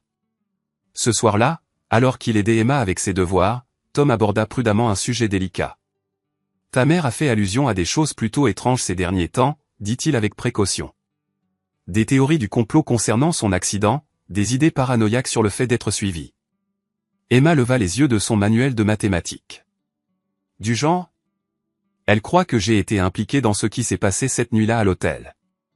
Elle a inventé des histoires sur le fait que je fais du mal aux gens. » Tom secoua la tête sombrement. La lésion cérébrale a profondément affecté sa façon de penser. Emma fronça les sourcils. « C'est absurde. Tu ne ferais jamais de mal à maman. » Bien sûr que non. Mais elle ne le voit plus comme ça. Les médecins avaient prévenu que cela pourrait arriver, que les traumatismes crâniens peuvent induire des délires paranoïaques. Tom planta d'autres graines dans les jours qui suivirent. Les accusations infondées de Sarah contre lui, sa fixation sur les théories du complot, son état mental précaire. Au moment où Sarah rassembla suffisamment de courage pour articuler directement ses soupçons, Emma était déjà prédisposée à les rejeter comme les délires d'un esprit endommagé. « Maman », interrompit Emma lors d'une dispute particulièrement passionnée. « Tu as besoin d'aide. Papa n'a fait que te soutenir, et tu le traites comme s'il était une sorte de monstre. » Sarah fixa sa fille, complètement choquée. « Emma, tu dois me croire. Quelque chose de terrible s'est produit cette nuit-là, et ton père. »« Arrête », cria Emma. « Arrête juste. Tu es malade, maman. Tu dois prendre tes médicaments et arrêter d'inventer ces histoires absurdes. » Le visage de Sarah se contracta de douleur. Même sa propre fille la croyait folle. Tom passa son bras protecteur autour des épaules d'Emma. « Pourquoi ne montes-tu pas, ma chérie ? Ta mère et moi devons discuter. » Après le départ d'Emma, Tom se tourna vers Sarah, son expression traduisant une patience infinie et une profonde inquiétude. « Sarah, cette paranoïa s'intensifie. Tu fais peur à Emma. »« Je ne suis pas paranoïaque, » rétorqua Sarah, mais sa voix manquait de conviction. « Jessica m'a dit. » Jessica a ses propres problèmes. Addiction aux pilules, tu te souviens ? Ce n'est pas une source crédible. Alors, qu'en est-il de Derek ? Il a disparu juste après. Derek a quitté la ville parce qu'il avait honte de sa liaison. Les hommes de ce genre ne restent pas pour faire face aux conséquences. Le ton raisonnable de Tom instilla le doute chez Sarah. Peut-être était-elle en train de sombrer dans la folie. Peut-être que la lésion cérébrale avait altéré ses facultés cognitives. J'ai l'impression que quelque chose ne va pas, dit-elle faiblement. Comme s'il me manquait des pièces cruciales. Tom se rapprocha, enveloppant ses mains dans les siennes. C'est la blessure qui se manifeste. Les médecins ont indiqué que ta mémoire pourrait ne jamais se rétablir complètement. Tu dois faire confiance aux personnes qui t'aiment pour te guider à travers ça. Sarah acquiesça, les larmes coulant sur son visage. L'homme qu'elle avait trahi était la seule personne qui se tenait encore à ses côtés. La culpabilité était écrasante. « Je suis désolée », murmura-t-elle. « Pour tout. Pour la liaison, pour les mensonges, pour être un tel fardeau. » Tom la serra dans ses bras pendant qu'elle pleurait, caressant ses cheveux de ses doigts doux. « Nous allons traverser ça ensemble, » murmura-t-il. « Mais tu dois arrêter ces théories du complot. Elles déchirent notre famille. » Sarah acquiesça, s'engageant à privilégier la guérison à l'enquête. Tom avait remporté une nouvelle victoire dans leur guerre clandestine, mais la guerre elle-même était loin d'être terminée. Le message texte se matérialisa un mardi de septembre, presque exactement un an après l'incident de l'hôtel. « Je sais ce que tu as fait. Rendez-vous à Riverside Park ce soir à 22h. Viens seul ou je vais à la police. » Tom fixa le message pendant un long moment, puis le supprima. Derek était revenu. Il l'avait anticipé. Un homme comme Derek ne pouvait pas rester caché indéfiniment, surtout quand sa vie avait été irrémédiablement endommagée par les actions d'un autre. La compulsion de confrontation finirait inévitablement par l'emporter sur sa crainte. Tom consacra l'après-midi aux préparatifs. Il informa Sarah qu'il avait un appel de service d'urgence qui nécessiterait son absence tard dans la nuit. Il chargea sa boîte à outils avec des instruments spécifiques, des colliers de serrage, du ruban adhésif, une petite pelle et le pistolet qu'il avait utilisé sur Jessica. Riverside Park était désert à 22 heures, ce qui le rendait idéalement adapté aux intentions de Tom. Le parc jouxtait une zone industrielle, caractérisée par un éclairage minimal et un manque de caméras de surveillance. Derek attendait près du terrain de jeu désuet, une silhouette solitaire se détachant sur les réverbères distants. Il avait l'air transformé, plus mince, plus hagard, ressemblant à un homme ayant vécu une vie d'appréhension perpétuelle. « Salut, Derek » lança Tom en s'approchant. « Tu as une sale gueule. » Derek se retourna et Tom perçut l'étendue des dégâts infligés lors de leur rencontre à l'hôtel. Le nez de Derek avait cicatrisé de travers, donnant à son visage un aspect définitivement asymétrique. Une cicatrice ornait sa joue gauche, à l'endroit où la bague de Tom avait lacéré la peau. « Fils de pute » cracha Derek, mais ses mots manquaient de force. « Tu as détruit ma vie. Tu as détruit la mienne en premier. » Tom s'arrêta à 3 mètres, les mains détendues le long du corps. « Je ne faisais que te rendre l'appareil. Je l'aimais. » La voix de Derek se brisa. « Sarah et moi, nous avions quelque chose de vrai. Vous aviez une liaison. C'est différent. » Derek sortit quelque chose de la poche de sa veste, un petit enregistreur numérique. « J'ai tout documenté. L'agression à l'hôtel, la disparition de Jessica, tes menaces, tout est là. » Tom ressentit une brève bouffée d'inquiétude. Jessica a disparu de son plein gré, fuyant ses problèmes comme tu l'as fait. Foutaise, je sais que tu l'as éliminée, tout comme tu prévois de m'éliminer. Les mains de Derek tremblaient tandis qu'il serrait l'enregistreur. Mais je ne vais pas te faciliter la tâche. Tu as raison, affirma Tom calmement. Je vais t'éliminer. Mais d'abord, parlons de Sarah. L'expression de Derek changea. Qu'est-ce qu'elle a? Elle croit que tu l'as agressée ce soir-là. Elle est persuadée que c'est toi le monstre, pas moi. Tom sourit. Je n'ai même pas eu à planter cette idée. Son cerveau endommagé l'a conçue tout seul. Ce n'est pas possible. Sarah m'aimait. Sarah se souvient à peine de ton existence. Le traumatisme crânien a brouillé ses souvenirs, et je l'ai aidé à combler les lacunes. Tu es le méchant dans son récit maintenant. Le visage de Derek devint cendré. Tu mens. Tom sortit son téléphone et fit écouter un message vocal que Sarah lui avait laissé la semaine précédente. Sa voix était claire et déterminée. Tom, j'ai repensé à cette nuit, et je suis plus convaincu que jamais que c'est Derek qui m'a blessé. Quand la police l'arrêtera, je veux porter plainte pour agression et tentative d'homicide. Derek écouta le message, son horreur augmentant. La femme pour laquelle il avait tout risqué le percevait maintenant comme son agresseur. Elle ne sait pas, murmura Derek. Elle ne sait pas ce que tu as vraiment fait. Elle sait que tu es un imbécile égoïste qui a séduit une femme mariée, puis l'a abandonnée quand les choses se sont compliquées. C'est suffisant. Derek leva l'enregistreur avec des mains tremblantes. Cet aveu prouvera ta culpabilité. Vraiment? Tu es un menteur et un adultère notoire. Tu as fui les lieux d'un crime et tu te caches depuis près d'1 an. Ton témoignage n'a que peu de valeur. Tom commença à tourner lentement, obligeant Derek à se tourner pour le garder dans son champ de vision. De plus, qui découvrira cet enregistrement après ta disparition? Derek recula vers les jeux d'enfants. J'ai envoyé des copies à 3 personnes différentes. Si je ne me manifeste pas demain, ils iront à la police. Non, tu ne l'as pas fait. La voix de Tom était patiente, comme s'il expliquait quelque chose à un enfant. Tu es trop effrayé et paranoïaque pour confier cette information à qui que ce soit d'autre. Tu es venu ici seul parce que tu crois pouvoir gérer ça tout seul. Le visage de Derek confirma l'évaluation de Tom. Il bluffait. Tes derniers mots, demanda Tom, sa main se dirigeant instinctivement vers le pistolet niché dans sa ceinture. Derek se précipita vers le toboggan métallique du terrain de jeu, tentant de s'interposer des obstacles entre lui et Tom. Cependant, son corps, portant encore les marques de leur rencontre à l'hôtel, bougeait avec raideur et un manque de coordination. Tom l'intercepta avant qu'il ne puisse atteindre la sécurité. Ils tombèrent ensemble sur la surface caoutchoutée du terrain de jeu, Derek serrant toujours son enregistreur. La lutte qui s'ensuivit fut brève et brutale. Derek griffa désespérément les yeux de Tom, qui lui saisit les poignets et les tordit jusqu'à ce que les os craquent audiblement. Derek hurla d'agonie, lâchant l'enregistreur. Tom récupéra rapidement l'appareil et l'écrasa sous son talon. « Voilà tes preuves, ricana Teil. » Derek gisait sur le sol, haletant, serrant ses poignets brisés contre sa poitrine. « S'il te plaît, implora Teil, je disparaîtrai à nouveau. Tu ne me reverras plus. »« Tu as eu la chance de rester disparu, » rétorqua Tom, dominant la silhouette allongée de Derek.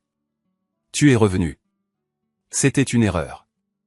Le bruit du coup de feu fut étouffé par la veste de Derek, que Tom avait pressée contre le canon pour minimiser le bruit. Le corps de Derek se convulsa une fois, puis resta immobile. Tom traîna le corps sans vie jusqu'à sa camionnette et se rendit dans la même zone industrielle désolée où il avait précédemment enterré Jessica. La tombe de Derek serait légèrement plus profonde, mais l'emplacement général restait idéal, isolé, non aménagé et destiné à la construction dans 5 ans, lors de l'expansion prévue de l'aéroport de la ville. À l'aube, Derek Paulson avait officiellement rejoint les rangs des individus qui s'étaient simplement volatilisés sans laisser de traces. Alors que Tom rentrait chez lui, il ressentit une légèreté qu'il n'avait pas éprouvée depuis des mois. Le dernier fil de sa vengeance avait été coupé. Sarah ne découvrirait jamais la vérité sur cette nuit fatidique. Derek ne constituerait plus jamais une menace pour sa famille, et le témoignage de Jessica avait péri avec elle. Il était, enfin, libéré.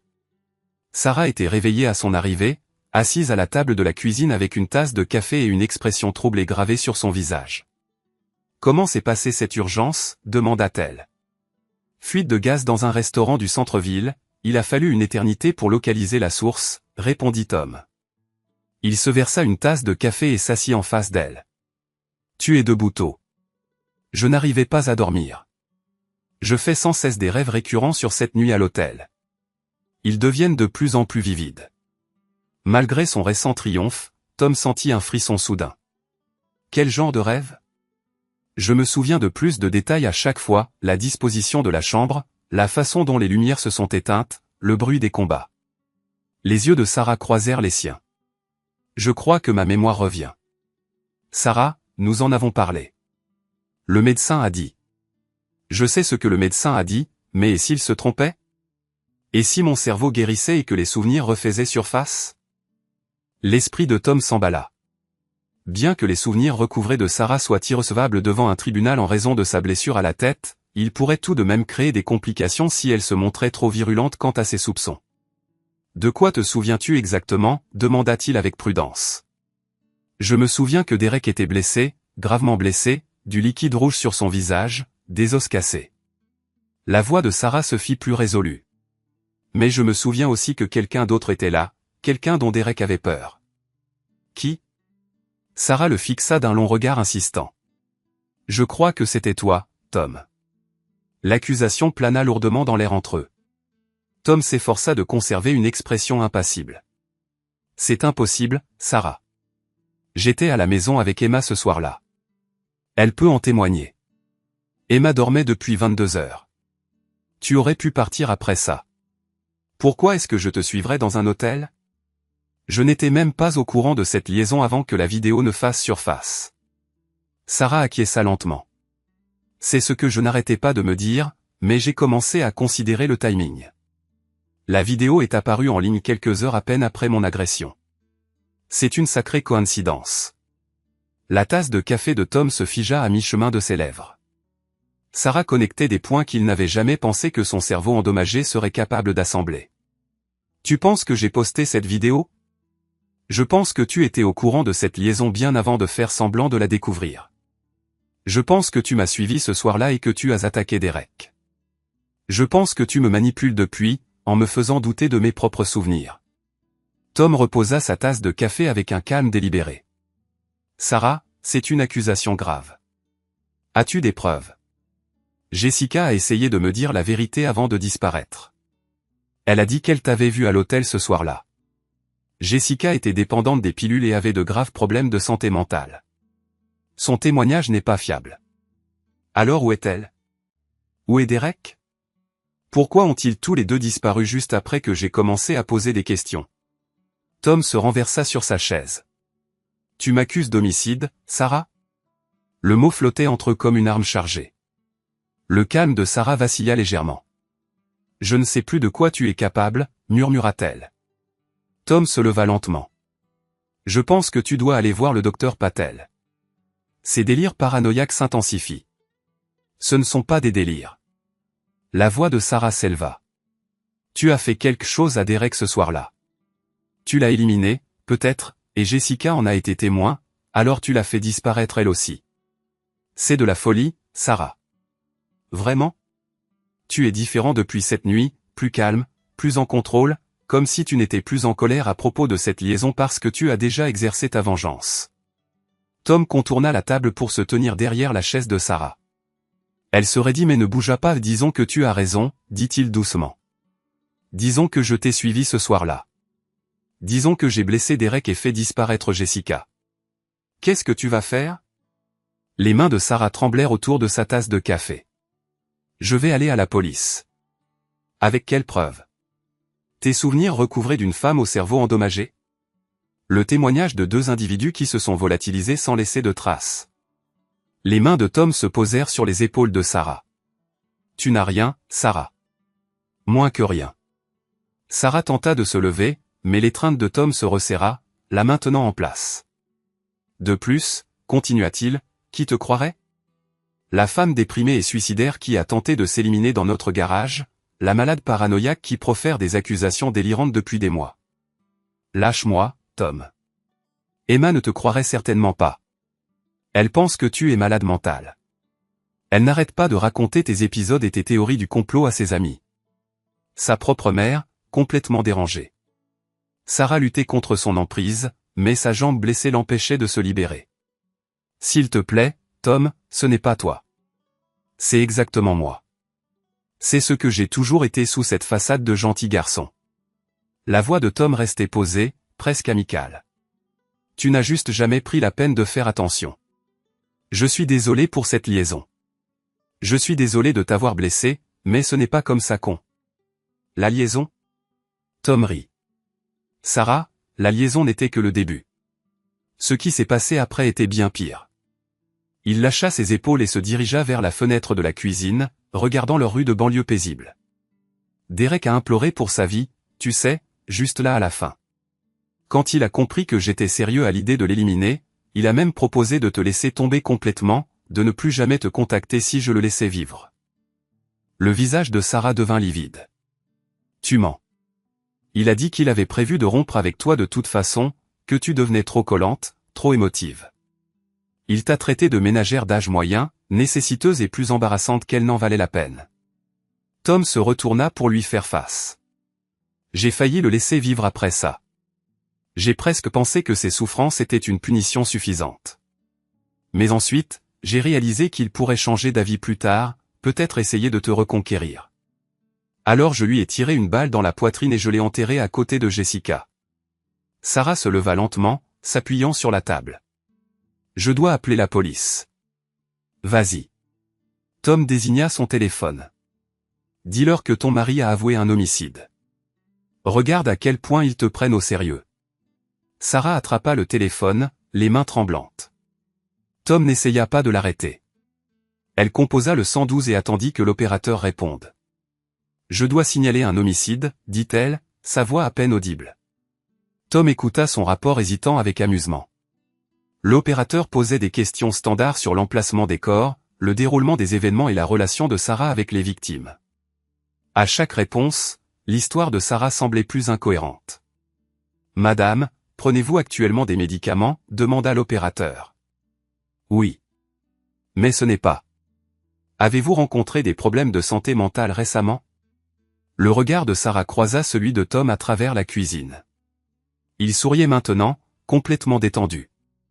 Les corps sont enterrés quelque part dans la zone industrielle, dit Sarah désespérément. Vous devez les chercher. Madame, nous allons envoyer un agent pour recueillir votre déclaration, mais je dois vous faire comprendre que faire de fausses déclarations est un crime. Sarah raccrocha. Tom applaudit lentement. Brillante performance. Très convaincante. Il regarda sa montre. La police devrait être là dans une quinzaine de minutes, juste assez de temps pour que je disparaisse. Sarah le regarda avec confusion. Quoi? Tu ne pensais pas que j'allais rester pour l'interrogatoire, si? Le temps que la police finisse de se moquer de ton histoire et reparte, je serai à mi-chemin du Canada. Tom sortit un sac d'urgence du placard du couloir, de l'argent, de fausses pièces d'identité, des vêtements et un pistolet de rechange. Je me prépare à cette éventualité depuis la nuit où j'ai éliminé Derek. Tu ne peux pas simplement partir. Et Emma? Emma s'en sortira mieux sans une mère malade mentale qui lui remplit la tête de fantasmes paranoïaques. Elle ira vivre avec ta sœur Lisa, qui existe réellement et n'est pas une couverture pour tes liaisons. Tom embrassa le front de Sarah comme un mari qui dit au revoir à sa femme. Prends soin de toi, Sarah. Essaie de ne pas finir dans un hôpital psychiatrique. Il se dirigea vers le garage, laissant Sarah seule dans la cuisine avec les décombres de sa vie. Mais alors que Tom attrapait la poignée de la porte, la voix de Sarah l'arrêta. J'ai tout enregistré, dit-elle doucement. Tom se retourna. Sarah tenait son téléphone et une icône d'enregistrement rouge était visible sur l'écran. Chaque mot de ta confession, c'est déjà téléchargé sur le cloud et envoyé par mail à 3 adresses différentes. La voix de Sarah se fit plus forte à chaque mot. Jessica m'a appris cette astuce avant de mourir. Toujours avoir une sauvegarde. Le sourire confiant de Tom s'estompa. Tu bluffes. Vraiment? Vérifie ton téléphone. Je t'en ai envoyé une copie. Tom sortit son téléphone et trouva l'email de Sarah. Le fichier audio contenait 12 minutes de conversation cristalline, y compris ses instructions détaillées au bourreau de Derek et Jessica. Sacrée sorcière astucieuse, lâcha-t-il avec admiration. J'ai appris en t'observant manipuler tout le monde autour de moi pendant les 12 derniers mois. Sarah redressa sa posture, n'étant plus la femme brisée que Tom avait contrôlée. Tu as vraiment cru que j'avais trop de lésions cérébrales pour comprendre? La blessure à la tête était, en fait, réelle. La perte de mémoire, cependant, était temporaire. Mes souvenirs ont commencé à refaire surface il y a des mois, mais je t'ai laissé croire que j'étais toujours confuse pendant que je recueillais des preuves. L'intelligence et la fureur aiguisèrent le regard de Sarah. Jessica ne m'a pas contacté par culpabilité. Je l'ai contactée parce que je me souvenais l'avoir vue à l'hôtel ce soir-là. Tom sentit son monde méticuleusement construit s'écrouler autour de lui. Si vous vous souveniez de tout, pourquoi ne vous êtes-vous pas adressé à la police plus tôt? Parce que j'avais besoin d'une preuve irréfutable, votre confession enregistrée, l'emplacement exact du corps de Derek, des preuves indéniables de votre préméditation. Sarah brandit son téléphone. Maintenant, j'ai tout en ma possession. Tom entendit le hurlement des sirènes se rapprocher au loin. L'appel de Sarah au 911 avait manifestement été pris beaucoup plus au sérieux qu'il ne l'avait anticipé. Vous n'échapperez pas à la justice, continua Sarah. Même si vous vous enfuyez, ils vous appréhenderont. Et quand ils le feront, Emma saura exactement quel genre de monstre son père était réellement. Tom examina la femme qu'il avait systématiquement démantelée au cours des 12 derniers mois, la femme qu'il avait finalement déjouée. Vous avez toujours été trop intelligente pour votre propre bien, remarqua-t-il. Tom récupéra le pistolet de secours dans son sac d'urgence. Sarah resta impassible. Vas-y, lança-t-elle. Ajoute mon homicide à ta confession. Rends les choses encore plus faciles pour qu'il te condamne. Les sirènes se rapprochèrent de plus en plus. Tom avait peut-être 2 minutes avant l'arrivée des forces de l'ordre. Il pouvait éliminer Sarah et tenter de s'échapper, mais sa confession enregistrée mènerait toujours à sa condamnation, et éliminer un témoin de la police garantirait une chasse à l'homme à l'échelle nationale. Alternativement, il pouvait se rendre et espérer un arrangement de plaidoyer.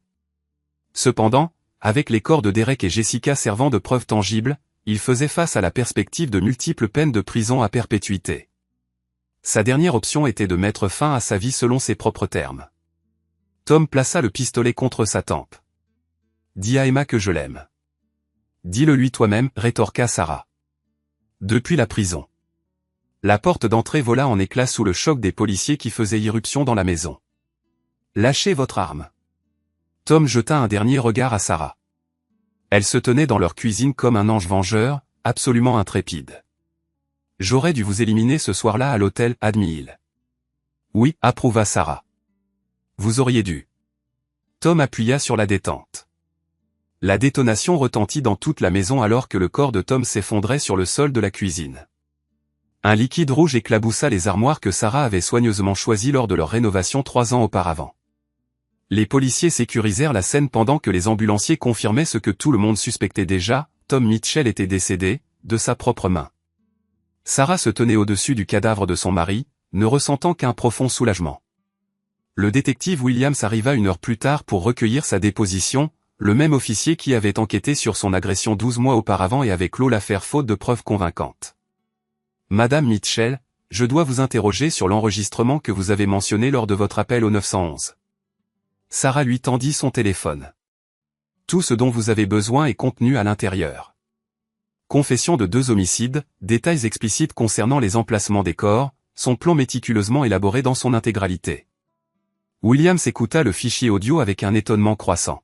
« Pourquoi n'êtes-vous pas venu plus tôt si vous nourrissiez des soupçons à son sujet ? » J'avais besoin de preuves concrètes. Tom faisait extrêmement attention à me dépeindre comme peu fiable.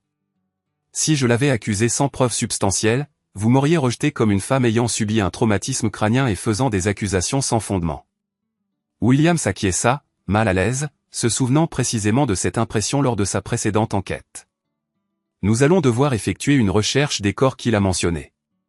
Zone industrielle, probablement près de la zone d'expansion de l'aéroport.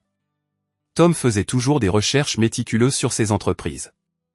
Au cours des jours suivants, la police excava la zone que Tom avait décrite dans sa confession. Ils découvrirent d'abord les restes de Jessica Wright, enterrés dans une tombe peu profonde près d'un entrepôt abandonné.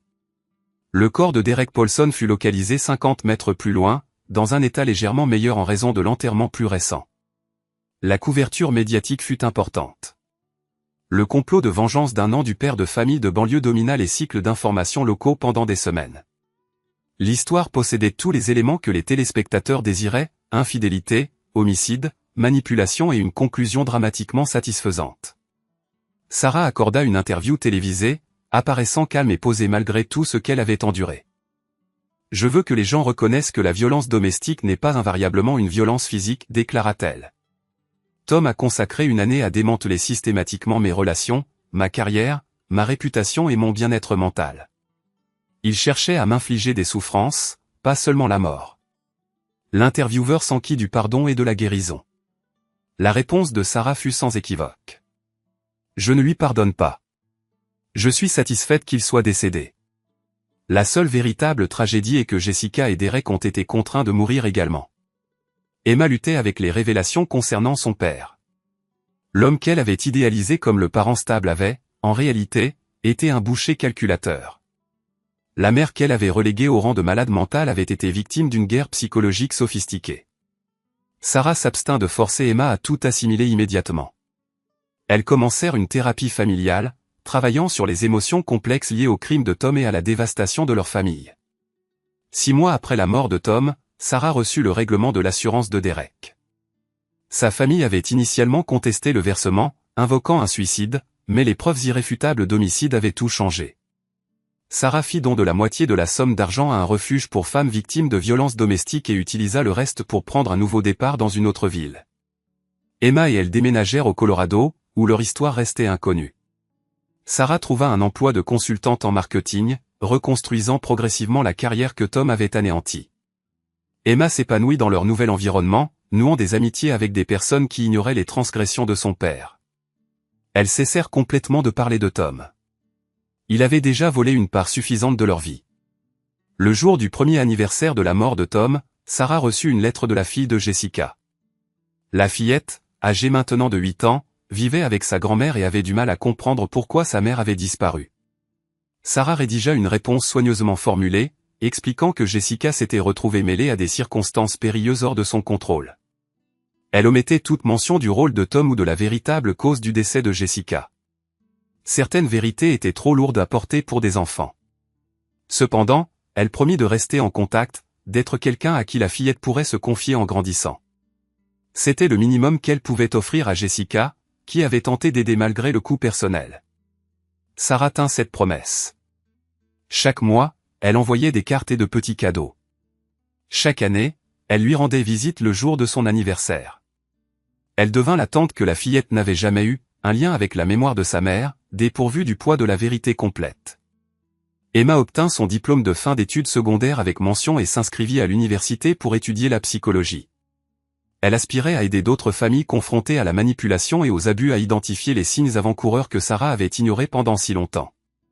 Penses-tu que papa a toujours eu l'intention d'éliminer Derek et Jessica? Demanda Emma un soir, au cours de sa première année d'université.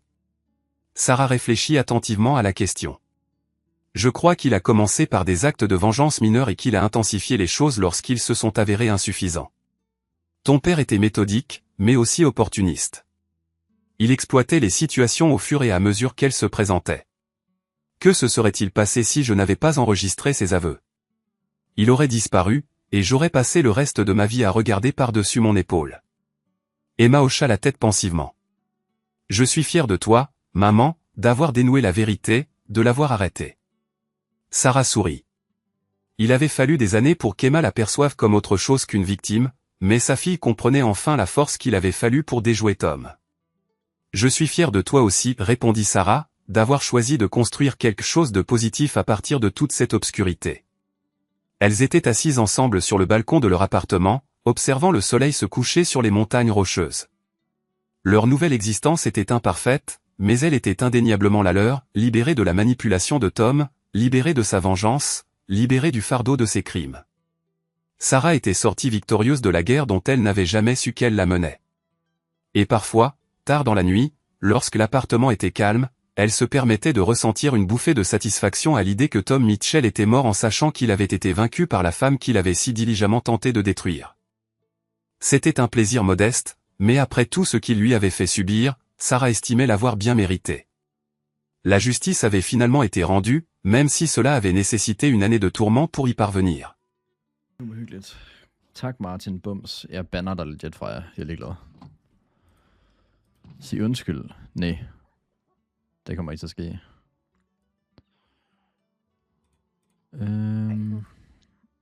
Ja, Martin, Ja. min Diamond Pickaxe, den løber snart tør for liv. Ja. Kan du ikke give mig en ny? Nej. Jeg har ikke nogen. Jeg har ikke flere diamonds tilbage. Sepp har taget dem. Hvordan får man diamonds? Sagde KB ikke engang, han aldrig skulle spille det børnespil? Jeg ved det Det ikke. ikke det jo. I have no idea. Du larmer, Nana.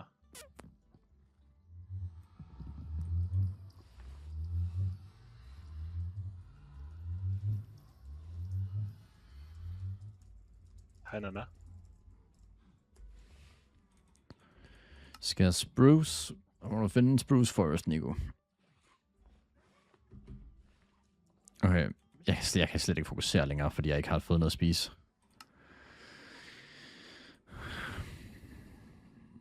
Okay, fuck, jeg har mange blocks i min inventory. Kan man lave sådan en sten chest, eller kan man kun lave det af træ? Kun lave det af træ. Fuck. Following I have entered. Hvordan er du så gammel, uden at have spillet Minecraft nogensinde? Jeg ved det heller Jeg er ikke. så fucking gammel. Altså, Jeg ikke det. jeg var født før Altså, Minecraft blev født. Ikke mere skin maxing, go spise.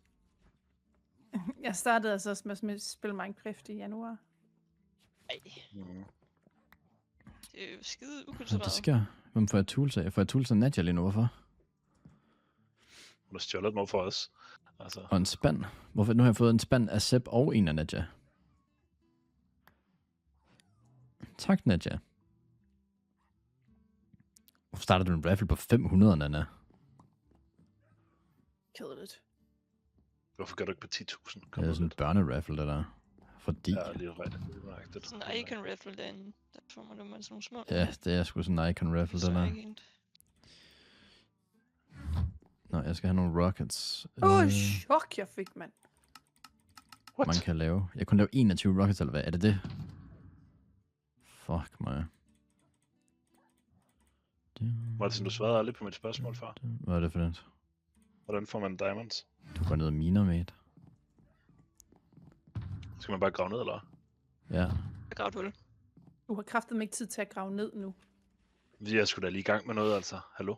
Ja. Har du set, hvor mange fucking blocks, der har jeg skal mine? Det er jo helt Ja. åndssvagt. Dårligt sted, vi er gravet ind. Det var sgu kraftet med dig, der valgte det. Nej, men vi kan jo ikke stoppe nu. Altså. Nej, altså. Øj! Der var et eller andet her. Hvad er det? Det er iron? What? Så skal du over og brænde det.